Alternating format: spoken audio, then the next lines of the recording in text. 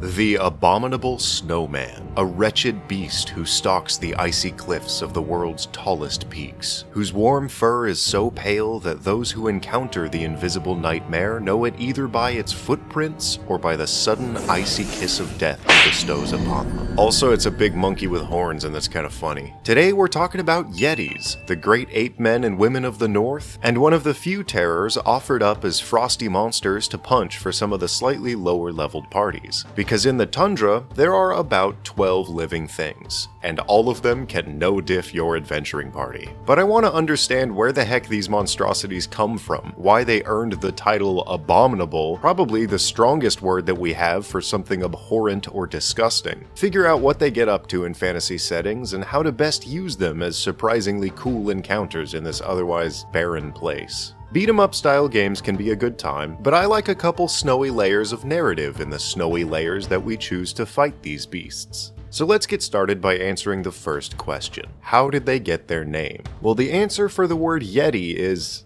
Look, I don't speak Tibetan. Here's the answer I could not figure out. It has something to do with a bear. The title Abominable Snowman has a kind of funny origin, and it comes from a journal entry from the 1921 Mount Everest reconnaissance expedition, where a bunch of British dudes tried really hard and failed to reach the peak for the first time ever. They saw spooky, large, human-paced footprints, and the Sherpa immediately was like, yeah dude, there's this wild man of the snows and we call him Meadow Me. Without a doubt I butchered the pronunciation, but it loosely means man, bear, snow guy. The British dude wrote the word down wrong, and later a journalist misread and mistranslated that text to mean fucking filthy, and put down the abominable snowman in the papers. Thus, the nasty, rotten snowman. Like Rotten, who gets cast out by a real Yeti. What a loop in there. Rest in peace, Bill Nye. We're gonna miss your sciencey ways. So thanks to a journalist, they ironically took on the same stinky nature as Bigfoot, or the skunk apes of Florida. Now do me a favor, go ahead and sniff your pits really quick. Is that smell you? Be honest with me, do you stink? I have a sponsor for the video already, but I at least wanted to shout out the soaps and candles that we've been working on for over a month. They're really cool and they smell great, and there's a link in the description. I would make a missing link joke to properly segue back into the video, but the movie bombed and it would feel really disrespectful. Did you know that Tibetan lore has 3 varieties of Yeti? The Chudi, who lived at the lowest altitudes and were the size of bears, the Nyalmo, giant motherfuckers about a dozen feet tall with pitch black fur and a hunger for death and doom, and my favorite, the Rangshim Bombo. I fucking love that name. They're little red monkey dudes that could be like 3 to 5 feet tall, and I love the idea of tiny Yetis. Now let's move on to the cave-dwelling, man-hunting monstrosity from everybody's favorite game, Dungeons and Dragons. Have you ever played Dungeons and Dragons? Ever actually enjoyed the dungeon part? Well, if you want to fully revamp the dungeon experience and really delve into it, check out today's sponsor, the Warhammer-renowned Cubicle 7, and their newest 5e release, Uncharted Dungeons. This rule set expands every aspect of making and exploring a dungeon, from traps and chambers to legends and lore. It emphasizes the need to prep for the journey, like doing research and gearing up properly. Then once you're in, each character gets a dungeon-specific role like Trap Seeker or Map Maker, all with unique abilities that focus heavily on cooperation. For game masters, it offers a full guided way to build your dungeon from the ground down, including both its original and recent history as well as occupants and related factions. It makes the entire experience of smashing the whole thing down as you go through that much more rewarding. The Kickstarter's almost done, so if you want to delve deeper into amazing dungeons with hundreds of traps, puzzles, and battles, click the link below and back Uncharted Dungeons. Okay, back to the video. Okay, I was talking about Yetis, I got lost there for a minute. What is a Yeti? Basically, like a polar bear, but much scarier, which is weird that that's even possible. They quietly stalk large stretches of Arctic forests, tundral fields, and areas that border the hearths of humanoid civilizations like trade routes. Or, referencing the origin, regularly walked expedition paths up and down peaks, whose destinations might even be forgotten temples or abandoned outposts at the tops of mountains. Who knows, maybe they lair there, but we'll get to that. The real terror lies in the fact that they are gigantic, 10-foot-tall silent hunters. With a +5 in perception and a +5 in stealth, they can and will find you before you find them. Alternatively, in the 2014 books, it's a +3 and advantage.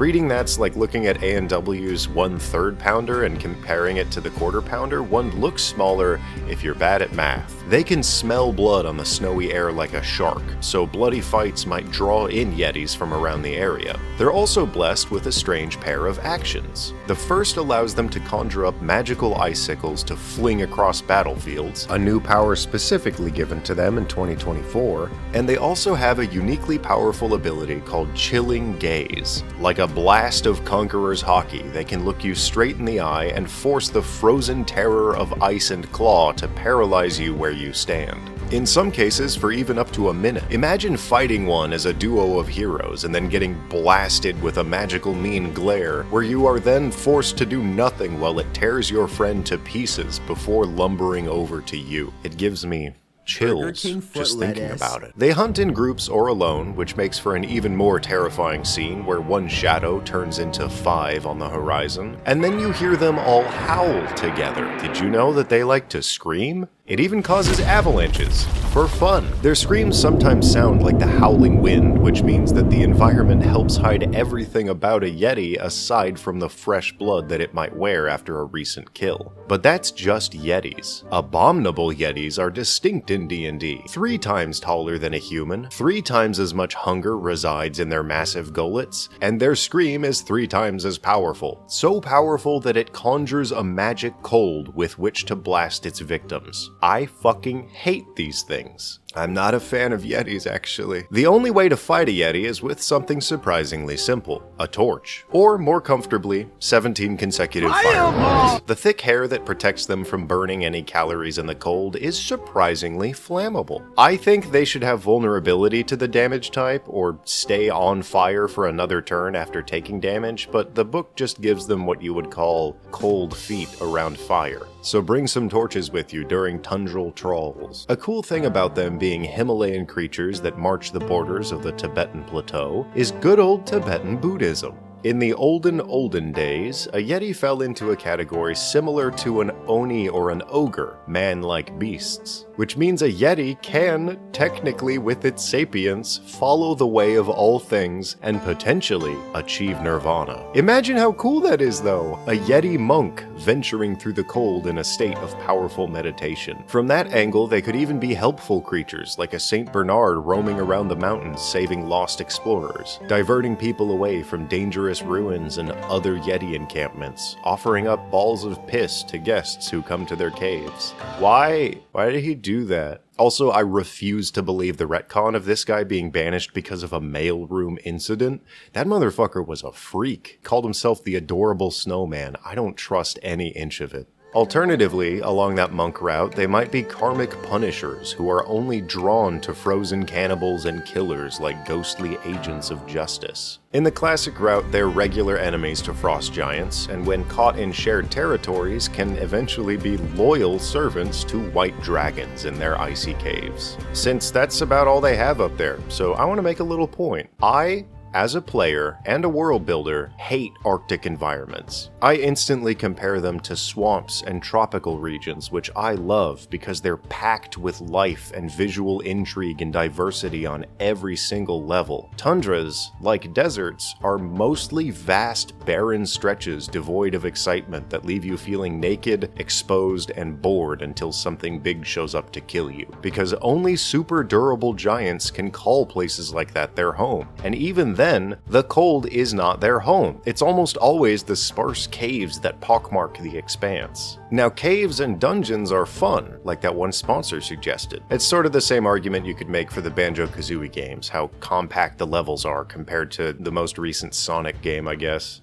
It's too empty. If you disagree with me, please prove me wrong in the comments. I would prefer that. I'm getting a little inspired by how horrifying these creatures are, but I feel like there is more to these environments that I just haven't cracked yet. When it comes to Yetis, now that we're well acquainted, I think there are 3 great ways to use them. The first and cleanest way is to introduce a Yeti as this looming, haunting terror that only attacks in periodic bursts to wear its prey down. They wouldn't attack during camps like most travelers might expect of other creatures because of the fire. Unless, thanks to the new rules, they start slinging icicles at your campfire first, snuffing out your hope for survival from afar. Also, they would howl constantly violently as they pursue you to shake your confidence and trust in the environment. The second way to use them, I think, is a little more fun and more of an interactive approach, where you could have a strangely wise, wandering monk Yeti who trades for food instead of hunting, gathering both wealth and info from adventures fallen to the freeze. They might unwittingly carry rare artifacts or journals about nearby areas that they can't read or use.